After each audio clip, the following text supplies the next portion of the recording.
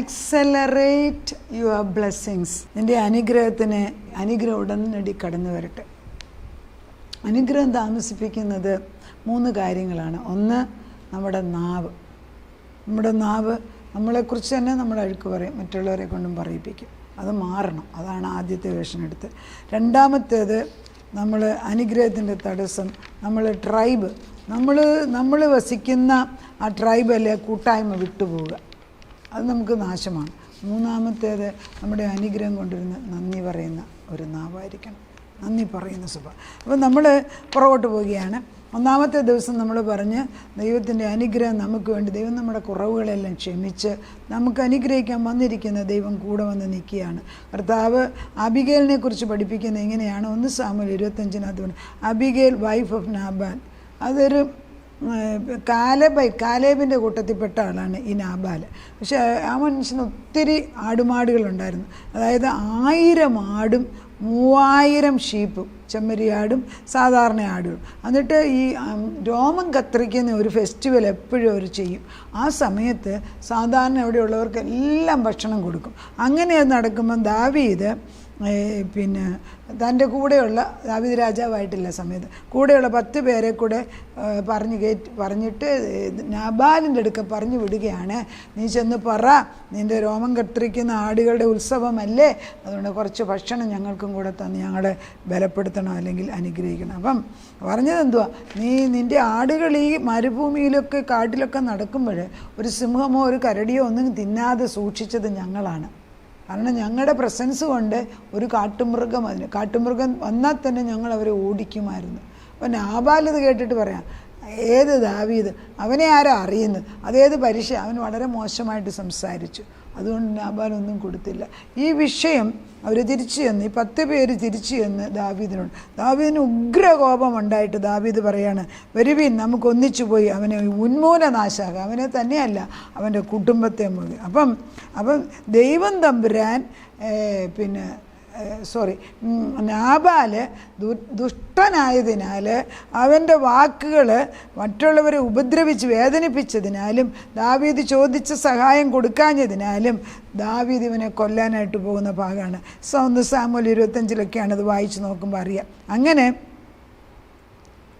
കുറച്ച് കഴിയുമ്പോഴത്തേക്ക് ഈ 1 സാമുവേൽ 25 1 വായിക്കുമ്പോൾ കുറച്ച് കഴിയുമ്പോൾ നമുക്ക് മനസ്സിലാകും, ഈ ദാവീദും കൂട്ടരും കൂടെ അബിഗേലിനെ, അതായത് ഈ നാബാലിനെയും അവൻ്റെ ഭാര്യയെയും കുഞ്ഞുങ്ങളെയും എല്ലാം കൊല്ലാനായിട്ട് വരുന്നെന്നറിഞ്ഞിട്ട് ആരോ ചെന്ന് അബിഗേലിനോട് ഉടനടി വിവരം അറിയിച്ചു. അബിഗേൽ ബുദ്ധിയുള്ള ജ്ഞാനമുള്ള സ്ത്രീയാണ്. പലപ്പോഴും ഞാൻ ഓർക്കുന്ന, ഈ അബിഗേൽ എന്നുള്ള പേര് പറയുമ്പോൾ എന്നോട് ദൈവം പറഞ്ഞിരിക്കുന്ന, എന്നെ ഏൽപ്പിച്ചിരിക്കുന്ന കടമ, കർത്താവ് നീ കുറേ അബിഗേലിനെ ഉണ്ടാക്കാൻ. അപ്പം പുരുഷന്മാരുടെ കഴിവല്ല അവിടെ ആഗ്രഹിച്ച ദൈവം. കുറേ ആബിഗേലിനെ ഉണ്ട്, അവരുടെ കഴിവോ ഇല്ലയോ നീ നോക്കണ്ട, നീ കുറേ ആബിഗേലിനെ ഉണ്ടാക്കാൻ എന്നോട് ദൈവം കൽപ്പിച്ചത്. അതാണ് ഞാൻ ഇത്ര വർഷവും ചെയ്തുകൊണ്ടിരുന്നത്. അത് നടക്കുന്നുണ്ട്. ഒത്തിരി പേര്, സ്ത്രീകൾ, എൻ്റെ വചനത്തിൻ്റെ ആത്മീകമായ പ്രചോദനം കൊണ്ടിട്ട് ഒത്തിരി പേര് മുൻപോട്ട് വരുന്നുണ്ട്.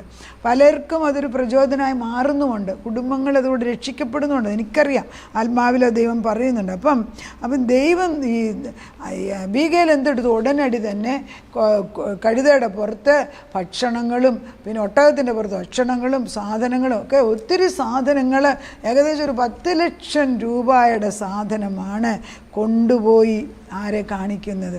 ദാവീദിൻ്റെ മുമ്പിൽ. 1 സാമുവേൽ 25 നല്ല ചില കാര്യങ്ങളൊക്കെ നമ്മൾ മനോഹരമാണ്. 1 സാമുവേൽ 25 ആ ഭാഗം ഒന്ന് വായിക്കാം. നിങ്ങൾക്ക് വായിക്കാൻ നേരം ഉണ്ടെങ്കിൽ വായിക്കാം, പക്ഷെ ഞാൻ പറഞ്ഞാൽ തന്നെ നിങ്ങൾ വായിക്കുമെന്ന് ദൈവത്തിനറിയാം. അതുകൊണ്ട് 25 കയറണം. 1 സാമുവേൽ 25 ഇതാണ്. അപ്പം 25:18 ഉടനെ അബീഗയിൽ 200 അപ്പവും 2 തുരുത്തി വീഞ്ഞും പാകം ചെയ്ത 5 ആടും പിന്നെ 5 പറ മലരും 100 ഉണക്ക മുന്തിരിക്കൊലയും 200 അത്തിയടയും എടുത്ത് കഴുതപ്പുറത്ത് കയറ്റി ബാല്യക്കാരോട്, നിങ്ങൾ എനിക്ക് മുമ്പായി പോകുവിൻ, ഇതാ ഞാൻ പിന്നാലെ വരുന്നു എന്ന് പറഞ്ഞു. തൻ്റെ ഭർത്താവായ നാബാലിനോട് അവളൊന്നും അറിയിച്ചില്ല താനും. അവൾ കഴുതപ്പുറത്ത് കയറി മലയുടെ മറവിൽ കൂടി ഇറങ്ങിച്ചെല്ലുമ്പോൾ ഇതാ ദാവീദും അവൻ്റെ ആളുകളും അവളുടെ നേരെ വരുന്നു. അവൾ അവരെ എതിരേറ്റു എന്നാൽ ദാവീദ് മരുഭൂമിയിൽ അവനുണ്ടായിരുന്നൊക്കെയും ഞാൻ വെറുതെയല്ലോ കാത്തത്, അവൻ്റെ വക ഒന്നും കാണാതെ പോയില്ലല്ലോ. അവനോ നന്മയ്ക്ക് പോരെ എനിക്ക് തിന്മ ചെയ്തു. അവനുള്ള സകലത്തിലും പുരുഷപ്രജയായ ഒന്നിനെങ്കിലും പുലരും വരെ ഞാൻ ജീവനോടെ വെച്ചാൽ ദൈവം ദാവീദിൻ്റെ ശത്രുക്കൾക്ക് തക്കവണ്ണം അധികവും ചെയ്യട്ടെ എന്ന് പറഞ്ഞിരുന്നു. കണ്ടോ, ഇത് നാബാലിനെ തന്നെയല്ല, കുടുംബത്തിൽ ആൺമക്കളെ മുഴുവനും കൊല്ലാനായിട്ടാണ് വരുന്നത്. ഉടനെ എന്ത് വരും? ആബിഗയിൽ ദാവീദിനെ കണ്ടപ്പോൾ, കേൾക്കണേ, അബിഗയിൽ ദാവീദിനെ കണ്ടപ്പോൾ ക്ഷണത്തിൽ കഴുതപ്പുറത്ത് നിന്ന് ഇറങ്ങി ദാവീദിൻ്റെ മുമ്പിൽ സാഷ്ടാംഗം വീണ് നമസ്കരിച്ചു. ഏത് ഉഗ്രകോപമുള്ളവരെയും എൻ്റെ പൊന്നു ദൈവത്തിൻ്റെ ആത്മാവ് നിറഞ്ഞവരായിട്ട് ചെന്ന് കാണുമ്പോൾ ദൈവം അവിടെ ആശ്വാസം കൊടുക്കുന്നു. അവൾ അവൻ്റെ കാൽക്കൽ വീണ് പറഞ്ഞത്, യജമാനനെ കുറ്റം എൻ്റെ മേലിരിക്കട്ടെ. എന്തൊരു ഹവ്വായെക്കാട്ടിൽ എന്തൊരു വ്യത്യാസമുള്ള സ്വഭാവമല്ലേ. ആദവ്വായം ചെയ്തപ്പോൾ ഇതുപോലെ നടന്നിരുന്നെങ്കിലും, യജമാനനെ കുറ്റം എൻ്റെ മേലിരിക്കട്ടെ, അടിയനൊന്ന് പ്രബോധിച്ചു കൊള്ളട്ടെ, അടിയൻ്റെ വാക്കുകളെ കേൾക്കണമേ. ദുർസ്വഭാവിയായ ഈ നാബാലിനെ യജമാനൻ ഗണ്യമാക്കരുതേ, അവൻ തൻ്റെ പേർ പോലെ ആകുന്നു. അയ്യോ, സങ്കടമുണ്ട്. നാബാൽ എന്നല്ലോ അവൻ്റെ പേര്, മോശത്തെ അത്രേ അവൻ്റെ പക്കൽ. അടിയനോ യജമാനെ അയച്ച ബാല്യക്കാരെ കണ്ടിരുന്നില്ല. ആകയാൽ യജമാനനെ യഹോവയാണ്, നിന്നാണ് രക്തപാതകവും സ്വന്തം കൈയാൽ പ്രതികാരവും ചെയ്യാതെ വണ്ണം യഹോവ തന്നെ തടുത്തിരിക്കുന്നു. നിന്റെ ശത്രുക്കൾ യജമാനും ദോഷം വിചാരിക്കുന്നവരും നാബാലിനെ പോലെ ആകട്ടെ. അടിയൻ്റെ കുറ്റം ക്ഷമിക്കണമേ. യഹോവയുടെ യുദ്ധങ്ങളല്ലോ യജമാനൻ നടത്തുന്നത്. നിന്റെ ദൈവമായ യഹോവയുടെ പക്കൽ നീ ജീവഭാണ്ഡത്തിൽ കെട്ടപ്പെട്ടിരിക്കും. നിന്റെ ശത്രുക്കളുടെ പ്രാണനെയോ അവൻ കവിണയുടെ തടത്തിൽ നിന്നെന്ന പോലെ എറിഞ്ഞു കളയും.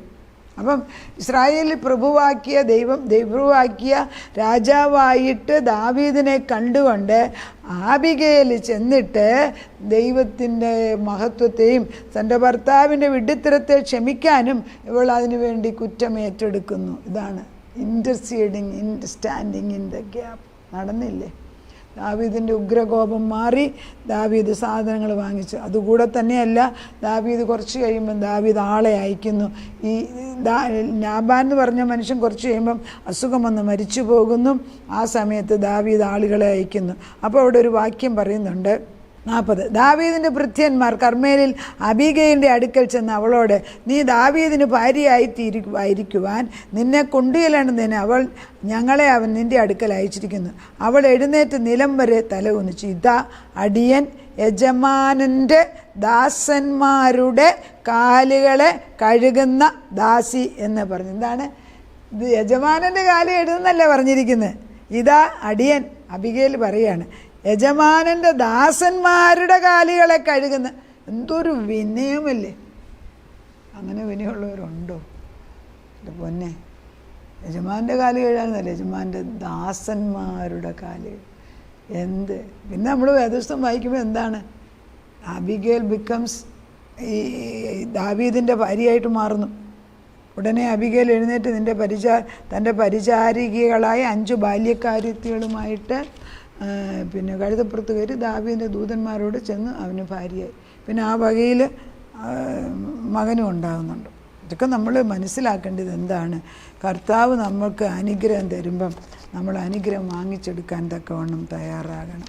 ദൈവം നമ്മുടെ കൂടെ വന്ന് നിൽക്കുകയാണ്. കർത്താവ് നമ്മളെ അനുഗ്രഹിക്കാൻ ഇറങ്ങി വന്നിരിക്കുക. അപ്പോൾ നമ്മുടെ അനുഗ്രഹം തടസ്സപ്പെടുത്തുന്നത് നമ്മുടെ നാവ. 1. 2, നമ്മുടെ ബുദ്ധിയില്ലായ്മ. അത് നാബാൽ എന്ന് പറഞ്ഞൊരു ബുദ്ധിയില്ലായിരുന്നു, ആപത്ത് വരുത്തി എല്ലാം നശിപ്പിച്ചു പോയി. പക്ഷേ ആബിഗയിൽ ഇടിവിൽ നിന്നതിനാൽ എത്രയോ വലിയ ആപത്തിൽ നിന്ന് രാജാവിനെ രക്ഷിച്ചു. അവൾക്ക് അതുപോലെ തന്നെ ബത്ശബയുടെ കാര്യത്തിൽ നമ്മൾ മനസ്സിലാക്കുന്നുണ്ട്. അവൾ ദാവീദ് രാജാവിൻ്റെ അടുക്കൽ ചെന്നിട്ട് ദാവീദിനോട് പറയുന്നു, നീ എന്നോട് വാഗ്ദത്തം ചെയ്തതല്ലേ എൻ്റെ മകൻ രാജാവാകുമെന്ന്. അങ്ങനെ എത്ര വാഗ്ദത്തം നമ്മൾ ദൈവത്തിൽ നിന്ന് വാങ്ങിച്ചു. നമുക്ക് പറയാം ഇവിടെ നിർത്തി, ദാവേ നീ ഞങ്ങളുടെ മക്കളെ അനുഗ്രഹിക്കും എന്ന് പറഞ്ഞിട്ടുണ്ട്. അത് ഞാൻ വാങ്ങിച്ചെടുത്തിരിക്കുന്നു. ഈ അനുഗ്രഹം എനിക്ക് തരാതെ ഞാൻ പോകത്തില്ല. കാരണം നീ എനിക്ക് വാക്ക് പറഞ്ഞു പോയി. വാക്ക് പറഞ്ഞത് മാറാത്തവനായ ദൈവത്തിന് മുമ്പ് നമ്മൾ കമന്ന് കിടന്ന് പ്രാർത്ഥിക്കുക. ഒക്കെ കർത്താവ് പറയുന്നത് നിനക്ക് വേണ്ടി ഞാൻ തന്നിരിക്കുക, നീ എടുത്തുപയോഗിക്കുക. അതുപോലെ തന്നെയാണ് പ്രധാനമാണ് നിൻ്റെ ക്ലാൻ, നിൻ്റെ ട്രൈബ്, നിൻ്റെ കൂട്ടത്തെ അറിയണം. അവിടുന്ന് മാറിപ്പോകാതെ ശ്രദ്ധിക്കുക. അത് ദൈവത്തിന് ഇഷ്ടം. 3, നന്ദി പറയുന്ന ഒരു ഹൃദയം. നന്ദിയോടെ താങ്ക്സ് ഗിവിങ്ങുമായിട്ട് ദൈവം. അത് ഞാൻ ഞങ്ങളുടെ പ്രയർ ഗ്രൂപ്പിനോടും ഞാൻ പറയാറുള്ളത്. നമുക്ക് ഇപ്പോഴും വളരേണ്ട ഒരു ഏരിയ ദൈവത്തിന് നന്ദി പറഞ്ഞ് നന്ദി. അതിന് പലപ്പോഴും ഞാൻ ചെയ്യുന്നു, ദൈവമേ നിന്നെ സ്തുതിക്കുന്നു, സ്തോത്രം സ്തോത്രം സ്തുതി സ്തോത്രം, അങ്ങനെ പറഞ്ഞ് നമ്മൾ കയറി വരുന്നത്. കാരണം ഭർത്താവിന് മുമ്പിൽ പരാതി പറയുന്നതിന് മുമ്പ് 1000 വട്ടം ദൈവത്തെ ഒന്ന് നന്ദി പറഞ്ഞ് സ്തുതിച്ചാൽ ഈ പ്രശ്നമല്ല അങ്ങ് ചെറുതാകും, ദൈവം വലുതാകും. അതുകൊണ്ട് ഇസ്രായേലിൻ്റെ സ്തുതികളിന്മേൽ വസിക്കുന്നവനായ ദൈവത്തെ നമ്മൾ ചെന്ന് കണ്ടിട്ട് പ്രാപിച്ചെടുക്കണം. നമ്മുടെ അനുഗ്രഹങ്ങൾ നമ്മുടെ മുമ്പിൽ വന്ന് നിൽക്കുന്നു. നന്ദിയുള്ളവരായിട്ട് ദൈവത്തെ നിന്ന് അനുഗ്രഹം വാങ്ങിച്ചെടുക്കും.